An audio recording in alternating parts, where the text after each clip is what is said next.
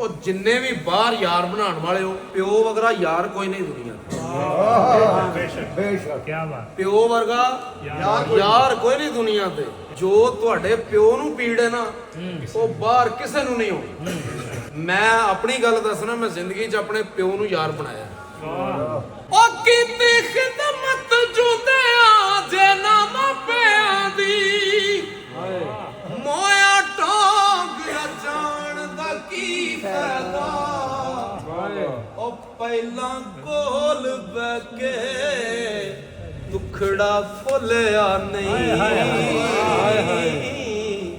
ਪਿੱਛੋਂ ਰੋਣ ਕਰ ਲਾਉਣ ਦਾ ਕੀ ਫਾਇਦਾ। ਸਾਹ ਹੁੰਦਿਆਂ ਭੁੱਖ ਨਾ ਪਿਆਸ ਪੁੱਛੀ, ਪਿੱਛੋਂ ਦੇਗਾ ਚੜਾਉਣ ਦਾ ਕੀ ਫਾਇਦਾ। ਓ ਯਾਰੋ ਜਿੱਦੇ ਤੇ ਮਾਪੇ ਨਾ ਰਾਜ਼ੀ ਹੋਵਣ, ਉਹਦਾ ਮੱਕੇ ਵੱਲ ਜਾਣ ਦਾ ਕੀ ਫਾਇਦਾ। ਵਾਹ ਵਾਹ ਵਾਹ, ਕੀ ਬਾਤ।